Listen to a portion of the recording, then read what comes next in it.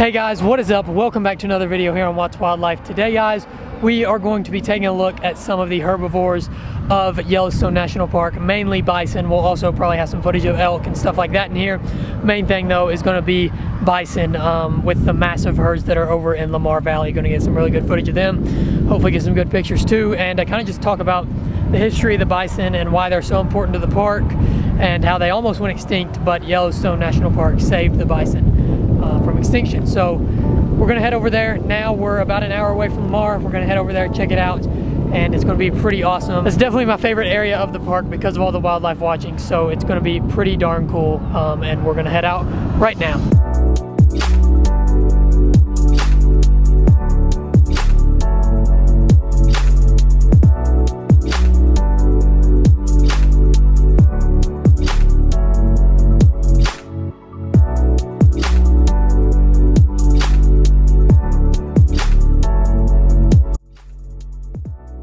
And now getting into the voiceover, you can see here, we're up in Mammoth in the northwestern corner of Yellowstone. Really unique, really cool place, and just an overall really nice little almost town here within the national park. As you can also see, there are a lot of signs that I'm showing here that say stay away from the elk. They are dangerous. It shows people getting chased by elk, says danger, do not approach elk. And this is sort of the dilemma of Mammoth. This is where the elk have invaded the city essentially, and you can see that they're pretty much all strewn across the lawn here, laying about. We even saw one coming down the steps of the post office and down the steps of another building. I can't remember which one, but yeah, they'll just go up on the concrete porch and chill there, and then, you know, come down when they like and eat some grass.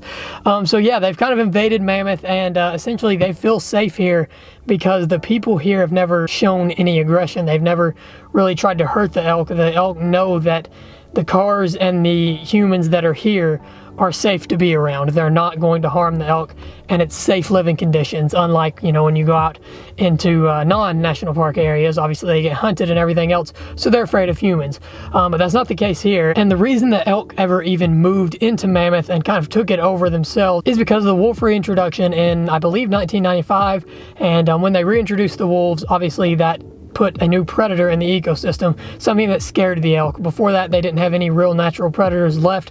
Mountain lions occasionally would come in, grizzly bears occasionally, specifically with elk calves really is grizzly bears, but the wolves are real predators of any elk. They can take down a full-grown bull, a healthy bull, at any time that they want. And the reintroduction of wolves really scared the elk of Yellowstone to the point to where they started to move into Mammoth because they knew the wolves would not come there. So this is kind of like a safe haven now for the elk, an area where they know the wolves will not come because there are humans here and the wolves are not going to come near humans. So this is a place where they don't have to be afraid of wolves. They don't have to, you know, be watching their backs and afraid that a wolf is going to attack. They can stay here and be safe, and that's essentially why they moved into Mammoth, which is really interesting dynamic. It's cool to see that these elk are using human civilization to their advantage. Regardless, yeah, you can see they're all over the place here. There's rangers having to, you know, direct traffic here, and so they are currently trying to keep the elk from getting ran over and keep people from approaching and getting attacked, because they may seem tame, they're not afraid of us, but you know, if you walk up and try to pet a wild elk, it's probably going to kick you. So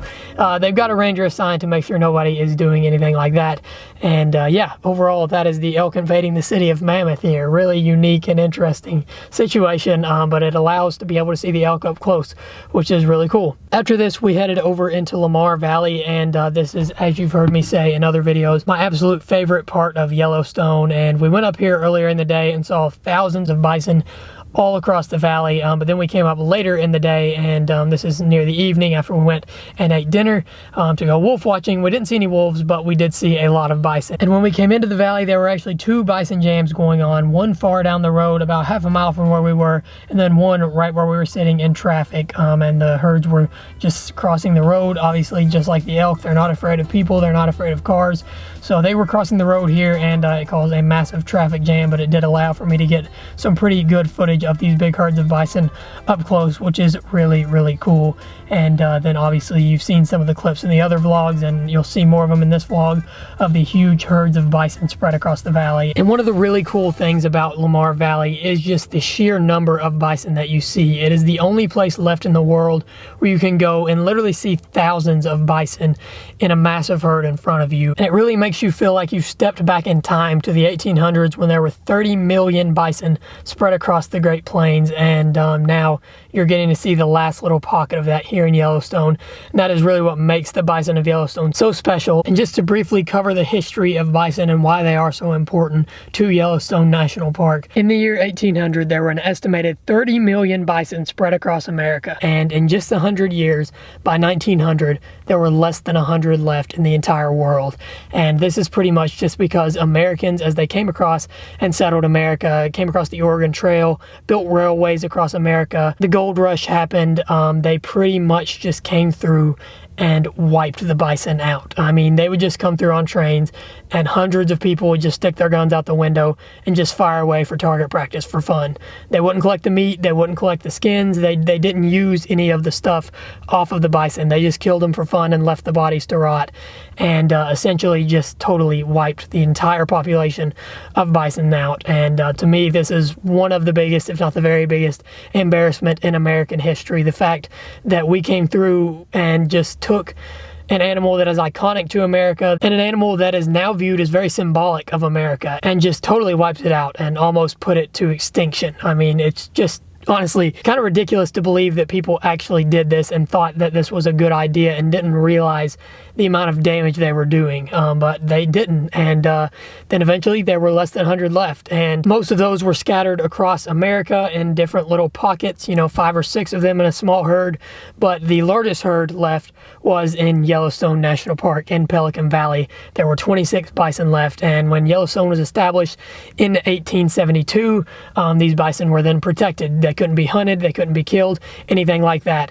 And soon after that, people began to realize, like, where did the bison go? Where are all the bison? And then they realized that, holy crap, we killed all the bison. And there are pretty much none left. And the only real known population left was the population in Yellowstone. There were obviously more spread across in little pockets across America, but not enough to really round up and breed to rebuild the population of bison in the world. The only ones left were the bison in Yellowstone. And so immediately a breeding effort began, and they were able to recover the American bison and save it from extinction, thankfully, at the last minute. And now Yellowstone hosts the largest population of wild bison in the world, with the current population sitting at about 5,000 or 6,000, 2,000 of which are typically in the Lamar Valley area. So pretty crazy to think of. I mean, they've been restored to a couple different areas like Badlands National Park, you saw in some of my other vlogs, Wind Cave National Park, some different national grasslands. They have built restored populations there, but still the largest population is in Yellowstone. And the only place left that you can actually go and see thousands and thousands of wild bison spread across the plains is in Lamar Valley. So that is what really makes bison so special to Yellowstone. And part of what makes Lamar Valley so special is just the fact that this is really the last place to see wild bison as they once were, because of America's mistakes in the past. And yeah, so it's a pretty sad story, the story of the bison, and it's very, very lucky that they recovered. I mean, less than 100 left. You can imagine how easily it would have been for those to have been wiped out. If they wiped out 30 million in 100 years, they could have wiped out that 100 in a day. So it's very, very lucky that Yellowstone was created, and they protected those 26 bison in Pelican Valley and were able to recover the population of American bison before they went extinct. And now, like I said, Yellowstone is one of the last places to see them. So that is one of the very special parts about Yellowstone, and definitely one of the things that I enjoy the most about it. And bison are just such awesome animals, very, very large, the largest mammal in America, and it doesn't always show in videos, but if you see them in person, they are huge. They are like 8 foot tall at the shoulder, way taller than you, way bigger than you, and can run way faster than you, which is why a lot of people end up getting attacked by them at Yellowstone, because they just think they're these docile animals that they can outrun, and that is simply not the case. You walk up to a bison and it will chase you down. You cannot outrun it, and it will throw you up in the air and gore you. So definitely don't approach them, but they are just really awesome animals, and it's so awesome to be able to see them as they once were in Yellowstone and in Lamar Valley. And before we close this out, here is a couple of clips that I got of some pronghorn antelope in Lamar Valley chasing each other around, kind of just playing, which is really cool to see them running around. They're really unique animals. Here in America, we don't really have any other animals like pronghorn, so they're really awesome animals, and they're the fastest animal in America, running at speeds up to 55 miles an hour, and I believe the 3rd fastest land mammal in the world. And they are essentially as fast as they are because they evolved to be able to outrun a now extinct cheetah that once lived in America. That was thousands of years ago, before Europeans came to America and settled here. but that is why they are as fast as they are, because they had to outrun an American cheetah at one point. So that is pretty cool. And while the cheetahs didn't survive, as cool as that would be if we had cheetahs here in America, they didn't survive. The pronghorns have lasted the test of time. They're really cool animals that are in most areas in the western US that it's always a treat to be able to see, and it was really cool to be able to actually see them in action running extremely fast here in Lamar Valley. But that is about going to do it for this video, guys. Really awesome to see all these animals and getting some pretty cool photos of them. But like I said, that's about all for this video, and let's close it out right now. Okay, so that is the end of our Yellowstone herbivore video, which included bison, elk, and everything else that we saw in Yellowstone that isn't a predator.